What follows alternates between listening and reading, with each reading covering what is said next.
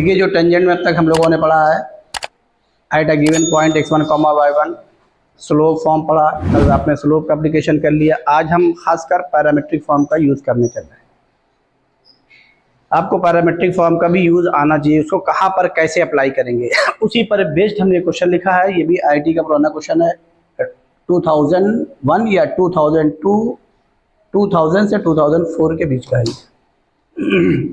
किसी ईयर का है। और क्वेश्चन क्या है देखिए, कुछ है नहीं। Prove that the locus of mid point of the portion of tangents to the ellipse intercepted between the axis. तो यहाँ पर कुछ लिखा नहीं गया a ग्रेटर देन b या b ग्रेटर देन a, तो आप a ग्रेटर देन b को लेकर के करा दीजिए। क्योंकि टेंजेंट लेना है, इफेक्ट कोई नहीं पड़ेगा, चाहे आप b ग्रेटर देन a को करेंगे तब भी वही आएगा, कोई फर्क नहीं है। तो आइए हम a ग्रेटर देन b को लेकर के इलिप्स बना ले रहे हैं, a ये और a ग्रेटर देन b को बनाने के बाद में इसके किसी एक पॉइंट पर हमने क्या ड्रॉ कर दिया, इसको a डैश बोल दिया, इसको b और क्या बोल दिया, b डैश से सेंटर c लिया गया है। अब क्या करिए इसके किसी एक पॉइंट पे टेंजेंट ड्रॉ कर दीजिए, सॉरी किसी एक पॉइंट पर क्या ड्रॉ कर दीजिए, टेंजेंट। और क्वेश्चन ने बल्कि टेंजेंट कहा कि टेंजेंट्स कहा, देखिए टेंजेंट्स कहा है, तो इसका मतलब क्या, पैरामेट्रिक फॉर्म लेंगे तो ऑटोमेटिक क्या बन जाएगी, टेंजेंट बन जाएगी। और फिर वो मिड एक टेंजेंट तो होगी नहीं, तमाम टेंजेंट हो जाएगी, और जब तमाम टेंजेंट हो जाएगी, इनफाइनाइट टेंजेंट हो जाएगी, तो जाहिर उसका मिड पॉइंट एक नहीं होगा, कितना होगा, इनफाइनाइट, इसीलिए यहाँ पे लिखा होगा मिड पॉइंट्स। तो इससे आपको घबराने की जरूरत नहीं, ये क्या होगा। तो आइए हम यहाँ पर इसे किसी एक पॉइंट पर ये हम टेंजेंट ड्रॉ करने जा रहे हैं। ये इस पॉइंट पर हमने टेंजेंट ड्रॉ कर दिया, ये और ये पॉइंट P ले लिया, जो कोई और नहीं है, ये जो टेंजेंट का जो पोर्शन है किसके बीच में, intercepted between the axis, axis के बीच में ये इसको हमने, ये हमारा a यहाँ पर था, एंड ऑफ मेजर एक्सिस है, इसको हमने L लेट कर लिया, इसको क्या लेट कर लिया, M लेट कर लिया। P जो है वो क्या है, जो जिस पॉइंट पर हमने टेंजेंट ड्रा किया है उसको हमने Q लेट कर लिया, और इसका कोऑर्डिनेट क्या ले लिया, a cos phi, b sin phi, means tangent point को हमने a cos phi, b sin phi ले लिया। अगर हम ये ना लेट करें तो कोई दिक्कत नहीं है, आप डायरेक्ट टेंजेंट लिख दीजिए, question of tangent in parametric form. और देखिए जब आपने पॉइंट Q पर इस इलिप्स की टेंजेंट ड्रॉ की है, तो जाहिर है उसका पोर्शन जो है एक्सिस के बीच में, ये x एक्सिस और y एक्सिस के बीच में जो आ रहा है वो कोई और नहीं है, LM है। कौन है, LM है। और ये चीज आप लाइन में करके आए, स्ट्रेट लाइन का इंटरसेप्ट फॉर्म आपने पढ़ा था, तो ये टेंजेंट ऑटोमेटिक क्या बन गई, इंटरसेप्ट फॉर्म बन गई। क्योंकि क्वेश्चन इंटरसेप्ट पे ही डिस्कशन कर रहा है, तो आपको इधर उधर बहकने की जरूरत नहीं है। क्वेश्चन कह क्या रहा है आप देखेंगे तो कहीं ना कहीं पीछे पड़ के आए। क्योंकि अगर आप टेंजेंट की बात करें तो हमने पीछे बता ही दिया है, टेंजेंट कुछ और नहीं है, सिंपली क्या है, स्ट्रेट लाइन। तो देखिए ये टेंजेंट जो आपका पॉइंट Q पे लिया, पॉइंट Q हमने दिखा दिया, हमको जरूरत नहीं थी लेकिन फिर भी मैंने दिखा दिया। अब जब टेंजेंट ड्रॉ किया है तो ये इसका कोऑर्डिनेट एक्सिस के बीच में इसका पोर्शन आया, टेंजेंट का पोर्शन वो कितना आया, LM। इसके मिड पॉइंट को हमने क्या लेट कर लिया, P। इसी का लोकस निकालना है, इसको हमने अल्फा बीटा लेट कर लिया। अब देख लीजिए P किसका मिड पॉइंट है, L और M का। अब आपको L चाहिए, L क्या है, ये बोलिए, जो ये टेंजेंट है एक्स एक्सिस को जहां पर कट कर रही वही पॉइंट है, तो कह सकते हैं ये CL कुछ और नहीं है, क्या है, उसका x इंटरसेप्ट है। CM क्या है, निकाल लीजिए, मिड पॉइंट हाई है पता है, P मिड पॉइंट का फॉर्मूला लगा दीजिए। अब देख लीजिए एक चीज हम आपको बता दे रहे हैं, तो यहाँ पे लिख दे रहे हैं equation of tangent, equation of tangent, tangents क्या, जो लैंग्वेज में हो वही लिखिएगा, x cos phi by a plus y sin phi by b is equal to 1। हो गया। अब इसको डायरेक्ट इंटरसेप्ट फॉर्मूला लिख लीजिए, लिखने के बाद x इंटरसेप्ट पता चल गया, y इंटरसेप्ट, CL भी पता चल गया, और क्या पता चल गया, CM तुरंत पता चल गया। जैसे CL और CM पता चला वैसे L पता चल गया, M पता चल गया। तो यहां से आप चाहे टेंजेंट इधर भी ले सकते हैं, कोई दिक्कत नहीं, कोई प्रॉब्लम नहीं, आप चाहे टेंजेंट यहां ले सकते हैं कहीं भी, लेकिन हम कहां ले रहे हैं, फर्स्ट क्वाड्रेंट में ले रहे हैं। अब यहां से क्या हो जाएगा, a इसको लिख लीजिए cos फाइव से डिवाइड कर दिए x upon a cos five, ये कॉमा सॉरी प्लस क्या बोलिए y अपॉन b अपॉन क्या sine five is equal to क्या, फिगर देखिए therefore C L is equal to क्या आ गया a अपॉन cos फाइव और सी एम किसके बराबर आ गया बोलिए b अपॉन साइन फाइव। हमने इंटरसेप्ट फॉर्म में लिख लिया टेंजेंट को, तो उस दिन बताया भी था, जरूरत पड़ेगी जिस फॉर्म में वो हम लिखेंगे। अब इसको हमें ये लिखने की जरूरत नहीं है, if tangent cut X axis then Y is equal to 0 जो किया पीछे, अब उसकी जरूरत नहीं। ऑब्जेक्टिव करना जितनी जल्दी हो।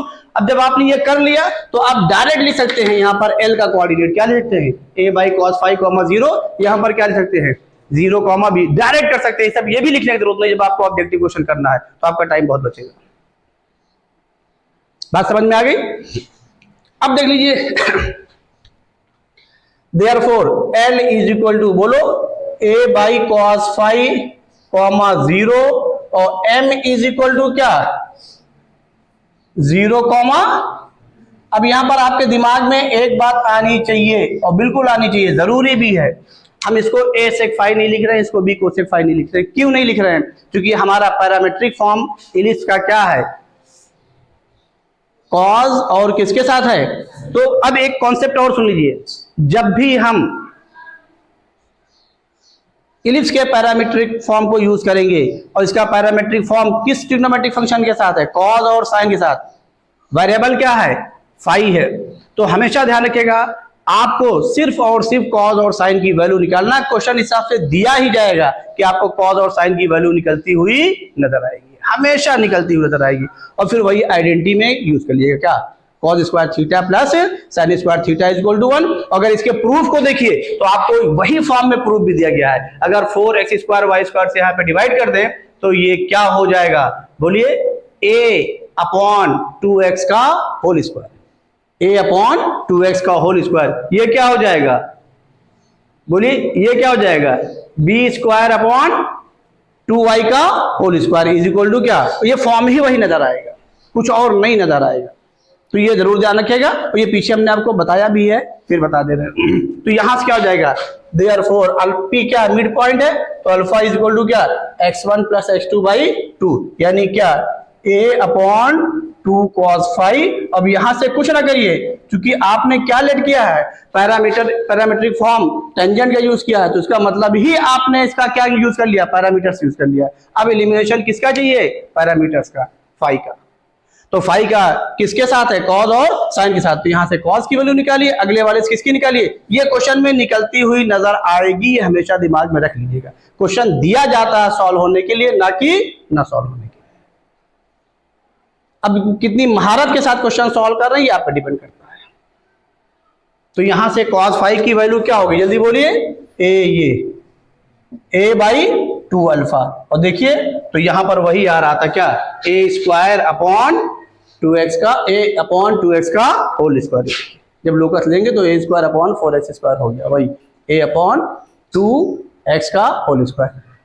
अब ऐसे ही डायरेक्ट लिख दें बीटा की वैल्यू, तो बीटा यहां पर जब बीटा को निकालेगी मिड पॉइंट से तो सिमिलरली कर दीजिए, कोई चेंज नहीं है, खाली एक की जगह b आ जा रहा है, cos की जगह क्या जा रहा है साइन, यहाँ x कोऑर्डिनेट था a अपॉन, यहाँ b अपॉन कौन हो गया, यहाँ y कोऑर्डिनेट 0 था, यहाँ x कोऑर्डिनेट, तो डायरेक्टली दे रहे हैं, बोलिए सिमिलरली क्या बोलिए beta is equal to y1 plus y2 by 2, mid point है ना, तो हम डायरेक्टली दे रहे हैं, क्या लिख रहे हैं बोलिए sine phi is equal to b upon जल्दी बोलिए 2 बीटा, स्क्वायर करके क्या करिए ऐड कर दीजिए, इन दोनों को अब स्क्वायर करके ऐड कर दीजिए, ये या cos square 5 plus sin square 5 equal to 1 में वैल्यू पुट कर दीजिए आइडेंटिटी में। तो जो चीज जहां से यूज हो रही है वहीं से एलिमिनेट होगी, ध्यान रखिएगा, क्योंकि cos और sin का एलिमिनेशन कहां पर है, cos square theta plus sin square theta equal to 1 पर, और sec और tan का कहां पर है, तो जब आप हाइपरबोला यूज करेंगे तो वहां आइडेंटिटी यूज होगी, ध्यान रखिएगा बस। भले वहां कोई भी फॉर्म नजर आए, लेकिन हमें वैल्यू बाद में किसकी मिलेगी sec और tan की, भले cos की मिलेगी उसको sec में लिख लेंगे, भले cot की मिलेगी किस में लिख लेंगे tan में लिख लेंगे। बात समझ में आ गई। अब आ जाइए तो क्या हो जाएगा देयरफॉर ये दोनों को स्क्वायर करके ऐड कर रहे हैं, तो क्या होगा, cos square five plus sine square five is equal to क्या, a square upon 4 alpha square plus b square upon 4 beta square. ये 1 हो गया, इधर लोकस ले लीजिए तो क्या आ गया, a square upon 4x square plus b square upon 4y square. LCM ले लीजिए, जो आपका प्रूफ है वही आ रहा है। जब एलसीएम लेंगे तो क्या आ जाएगा, 4x square into y square is equal to बोलिए भाई क्या हो जाएगा, a square y square plus b square into x square. अब सुन लीजिए, जेई मेन वाले इसी क्वेश्चन को ले लेंगे, 100% लेंगे, और लेने के बाद मालूम क्या करेंगे, ए और बी नहीं लेंगे तो उसकी न्यूमेरिकल वैल्यू ले लेंगे, 4 ले लेंगे, 3 ले लेंगे, 2 ले लेंगे, 1 ले लेंगे, लेकर क्वेश्चन बना देंगे। ये इनका भी क्वेश्चन बन गया। तो जेई मेन के मोस्टली क्वेश्चन जो है आपके एडवांस के होते हैं, और वो चीजों को बस चेंज कर देते हैं, या एक इनकी फितरत है क्वेश्चन को क्या करना, लेंथी करना, बस दूसरी चीज नहीं। बोलिए समझ में आ गया क्वेश्चन, नोट कर लीजिए नीचे। अब इसको देख करके कोई बताए, या इन्हीं दोनों को देख करके बताए, खाली यहां पर आने के बाद जो सिमिलरली लिखा है देख करके कोई ये बताए कि इस चीज को हमने वेरी बिगिनिंग स्ट्रेट लाइन में पढ़ाया है, कोई बता सकता है ये कौन सा फॉर्म रिप्रेजेंट हो रहा है। अल्फा बीटा वेरिएबल है,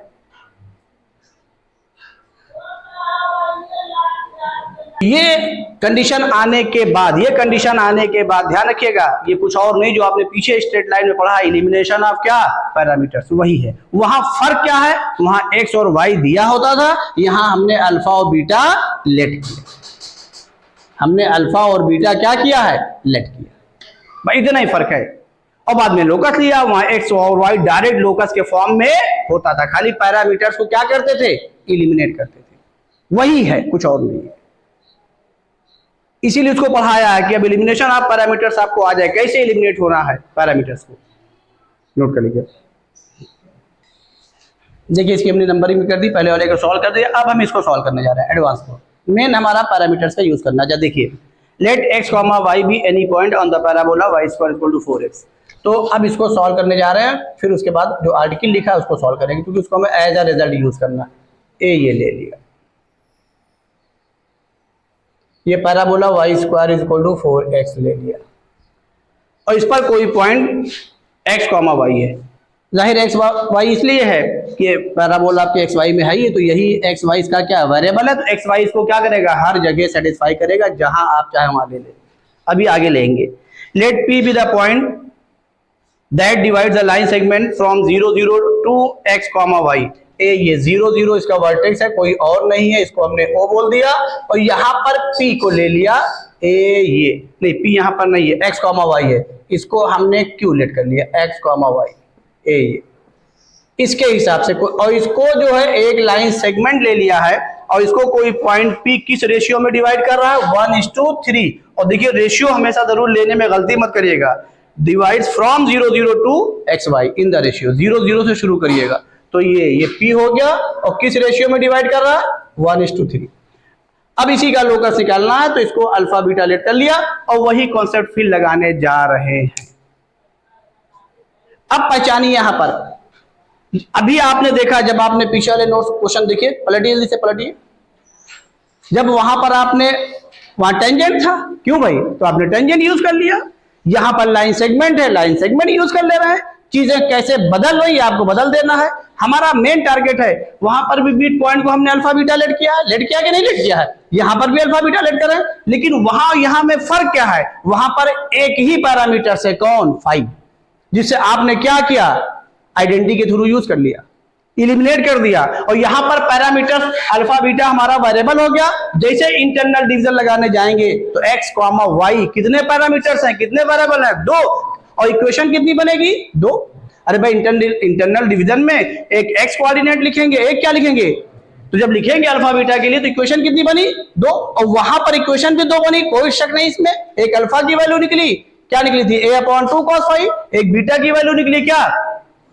देखिए अब कॉन्सेप्ट सुन लेते जाइए, इक्वेशन 2 अननोन क्वांटिटी 1 और क्या थी वो फाई, आपने एलिमिनेट कर दिया आइडेंटिटी के थ्रू।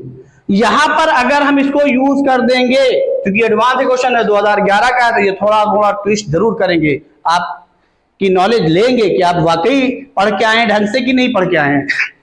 तो जब यहां पर लगाएंगे इक्वेशन कितनी बनेगी, 2x y, दो अननोन क्वांटिटी x और y को एलिमिनेट करना है, तो ये नहीं है, हो ही नहीं सकता, कभी हो ही नहीं सकता, इम्पॉसिबल। दो इक्वेशन दो अननोन क्वांटिटी, नहीं, एलिमिनेशन नहीं हो सकता। इलिमिनेशन के लिए तो ऐसी कंडीशन बन रही हो कि वो डायरेक्ट इलिमिनेट हो जाए, तब तो बात समझ में आता है। और अगर ऐसी कंडीशन नहीं बन रही है तो नहीं हो सकता। अब यहां पर एक्स वाई के बारे में हमें सोचना पड़ेगा, अपने नजरिए को बदलना पड़ेगा। तो एक्स वाई की जगह हम क्या ले लें, तेज बोलो, हाँ तेज बोलो, अरे गला दबा के निकाल देंगे अभी बात, तेज बोलो, हाँ हाँ ठीक बोलो, बोलो तेज बोलो, हाँ पहले ए टी स्क्वायर बोले थे इसीलिए हमने कहा तेज बोलो। ए की वैल्यू 1 है, टी स्क्वायर कॉमा 2t, इसका पैरामीटर यूज कर लीजिए, बस एक वेरिएबल आ गया, एलिमिनेट हो गया। अब देखिए इसको क्या लेके लिया, जल्दी बताइए, क्यू को ये लेने के बजाय क्या ले लिया, A T square comma 2at, ए की वैल्यू 1 हो गई। अब आप 1:3 की रेशियो फॉर्मूला लगा दीजिए, तो अल्फा की वैल्यू क्या हो जाएगी, ये देखिए m1x2, जल्दी बोलिए, T square plus m2 upon 4, यहां से टी स्क्वायर की वैल्यू निकाल लीजिए क्या, 4 अल्फा, इसको फर्स्ट बोल दीजिए। नहीं बात समझ में आई, समझ में आया। अब बताइए बीटा इज इक्वल टू, जल्दी बोलिए, m1 y2, बोलिए जल्दी से, 2t plus 0 upon m plus n, तो यहां से t की वैल्यू निकाल लीजिए, t की वैल्यू कितनी आ गई, 2 बीटा, क्यों भाई ये बाद में 2 कैंसिल हो जाएगा, t की वैल्यू कितनी आ गई, 2 बीटा। नहीं समझ में आ रहा क्या। अब क्या करिए, यहां कोई आइडेंटिटी तो है नहीं, और ये भी आपने पढ़ा पीछे, लोकस ने करवाया है। अब जब कॉस साइन ना आए, सेक और टैन ना आए, आइडेंटिटी ना आए, तो एक वेरिएबल की वैल्यू दूसरे में पुट कर दिए, हो गया, खत्म हो गया।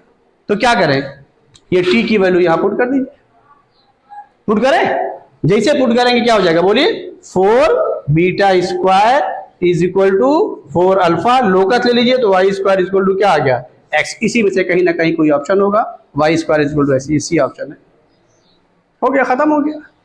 तो इन्होंने एक्स वाई जानबूझ के दिया कि क्या आप एक्स वाई को पैरामीट्रिक लेंगे कि नहीं लेंगे, नहीं वो कह सकते हैं कोई पॉइंट है, अगर कोई पॉइंट है तो आप जाहिर है पैरामीट्रिक लेते उसको, भाई एक्स वाई ही क्या है, पाथ है वो, वही वेरिएबल पॉइंट का जब लोकस लिया था वही एक्स वाई लिखा है आपने, उन्होंने एक्स वाई कह दिया। भाई जब हम लोकस लेते हैं अल्फा बीटा को रिप्लेस करते हैं एक्स वाई से, तो वो पॉइंट अल्फा बीटा के बजाय क्या बन गया, एक्स वाई, वही उन्होंने एक्स वाई कह दिया। तो ये चीजों को हमें समझना पड़ेगा, ऐसे चीजों को हैंडल करना है, और कुछ भी नहीं, हम आपको फिर कह रहे हैं, एडवांस मीन्स कुछ नहीं, बस आपको बेसिक क्लियर होना चाहिए, अच्छे से क्लियर होना चाहिए, बॉडी लैंग्वेज चेंज होनी चाहिए, कॉन्फिडेंट होना चाहिए। और ये भी हम आपको बता रहे हैं कि नहीं आप एडवांस नहीं पढ़िए, हम ये नहीं कह रहे हैं कि आप एडवांस का पेपर दीजिए, कोई मसला नहीं है, लेकिन अगर जब तक आप एडवांस तक नहीं पढ़ेंगे आप ओरिजिनल मैथमेटिक्स पढ़ ही नहीं सकते, क्योंकि इसके बाद टेंजेंट नॉर्मल नहीं है, अगर है तो 3D की है। जब यहां से पढ़ के नहीं जाएंगे आप कुछ नहीं कर सकते, अगर यहां से मैथमेटिक्स को डिटेल में पढ़ के नहीं जाएंगे, खाली एनसीईआरटी के हिसाब से 11th की मैथमेटिक्स पढ़ के चले जाएंगे, तो अपनी लाइफ में आप कुछ नहीं कर सकते। अगर मैथ्स का सहारा लेंगे तो, अगर मैथ्स छोड़ेंगे तो कोई मतलब नहीं, तब तो बात ही अलग हो गई। ये दिमाग में रख लीजिएगा, ये बिल्कुल रख लीजिएगा।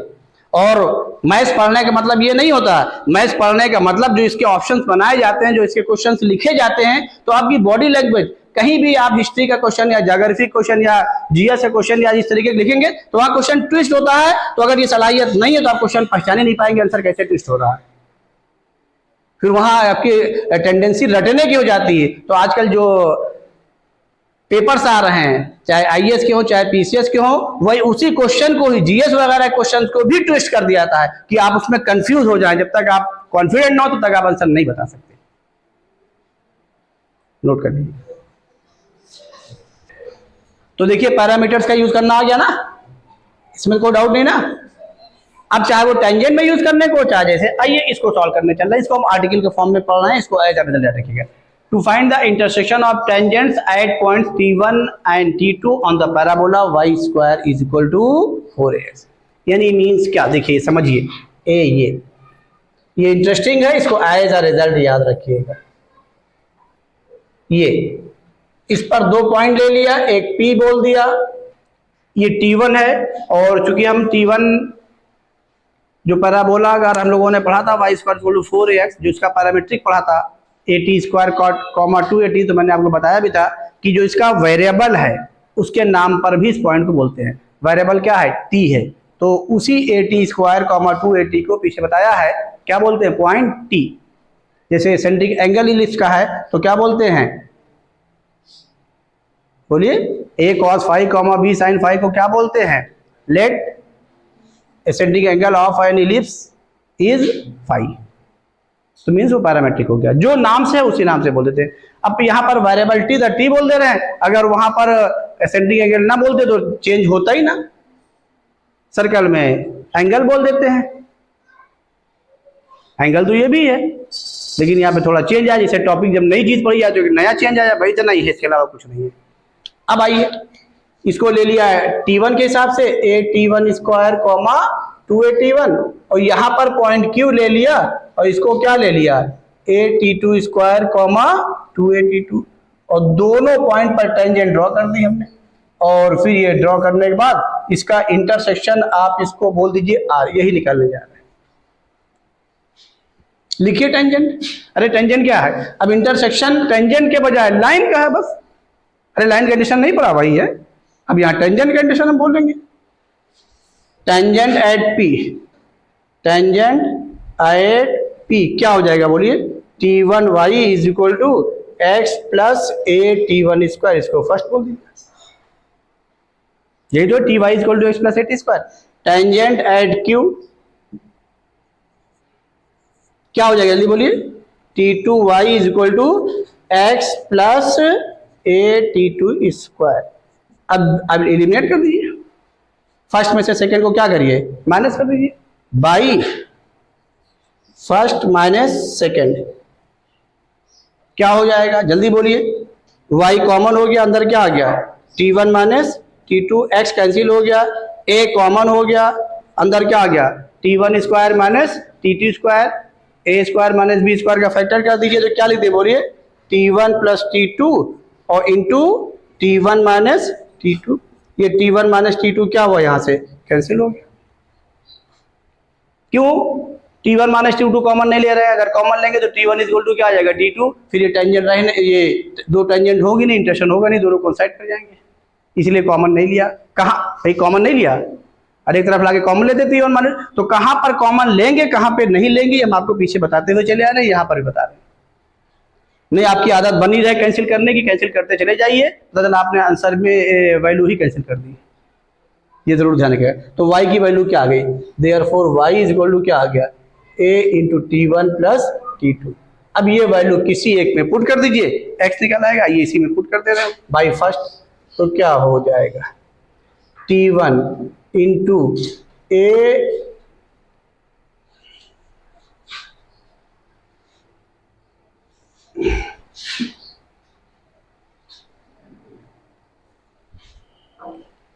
T1 into a into T1 plus T2 is equal to x plus at1 square. जब आप अंदर इंटू करेंगे तो ये at1 स्क्वायर क्या हुआ, कैंसिल हो गया, x की वैल्यू क्या आ गई, at1 T2, ये देखिए, देयरफॉर इंटरसेक्शन, मेन इंटरसेक्शन पढ़ना था वो हमने पढ़ लिया, intersection point is equal to किसका इंटरसेक्शन, बोलिए, टेंजेंट का, इंटरसेक्शन पॉइंट ऑफ टेंजेंट, तो वो लिख नहीं रहे, अंडरस्टूड है कि वही निकालना है। बोलिए क्या आया, at1 T2 comma a into T1 plus T2, ये, तो इसको आप याद नहीं रखिएगा, अभी हम आपको बता दे रहे हैं करना क्या है, इसको नोट कर लीजिए फिर बता रहे हैं। ये यहाँ पे अब लिख दे रहे हैं भाई, क्योंकि सॉल्व कर चुके हैं। ए T1 T2 कॉमा ए इंटू T1 प्लस T2, ये सॉल्व करने के बाद लिख रहे हैं। अब आइए देखिए पहचानिए, ए T1 स्क्वायर ए T2 स्क्वायर, 2AT1 2AT2। अगर आप देखिए तो x कोऑर्डिनेट ये आ रहा है और y कोऑर्डिनेट ये आ रहा है, दोनों में एक बड़ा रिलेशन मिलने जा रहा है। कोई बता सकता है क्या है ये? देखिए यहां पर याद नहीं करना है। अब आप पैराबोला की दो टेंजेंट अगर लेंगे, अगर उनके इंटरसेक्शन की जरूरत पड़ेगी तो आप इसी रिजल्ट को हर जगह अप्लाई कर दीजिएगा। बताइए जल्दी बताइए। ये देखिए इसके x कोऑर्डिनेट को देखिए, ये आ रहा है, इसको देखिए ये आ रहा है। बोलिए जल्दी से बोलिए, हाँ तेज बोलिए, तेज बोलिए, तेज बोलिए। Very good. ये कुछ और नहीं है, GM और AM है। ये GM और AM है। ये देखिए ये दो वैल्यूज हैं, AT1 square AT2 square. GM क्या होता है? दोनों के इंटू का रूट ही होता है, तो इनका इंटू करके रूट ले लीजिए, यही आ गया। ए पॉजिटिव भाई है, T1 square T2 square positive भाई है, लीजिए। और देखिए, और ये कोई और नहीं है, इन दोनों का एडिशन बाई 2 है। ये देखिए y कोऑर्डिनेट क्या है? दोनों का एडिशन बाई 2 है। 2AT1 प्लस 2AT2 बाई 2, तो दो नंबर का एडिशन बाई 2 क्या है? AM वो है। तो अगर कभी भी टेंजेंट्स दो पॉइंट पे ड्रॉ की जाए, उनके टेंजेंट्स का इंटरसेक्शन पॉइंट निकालना है तो सॉल्व मत करिएगा, उनके x कोऑर्डिनेट का GM ले लीजिए और y कोऑर्डिनेट का क्या ले लीजिए? AM, वही हो गया। तो ये आपका टाइम बचेगा। इसी के लिए मैंने ये कराया है। रिजल्ट में कराने का कोई मकसद नहीं था, सिर्फ कराया है तो इसीलिए कराया है। ये जो है क्या है? GM है। ये क्या है? किसका? जिस पॉइंट पे टेंजेंट ड्रॉ की गई है। तो इसको नोट करके अपने उसमें लिख लीजिएगा। जल्दी करिए फिर आगे चले।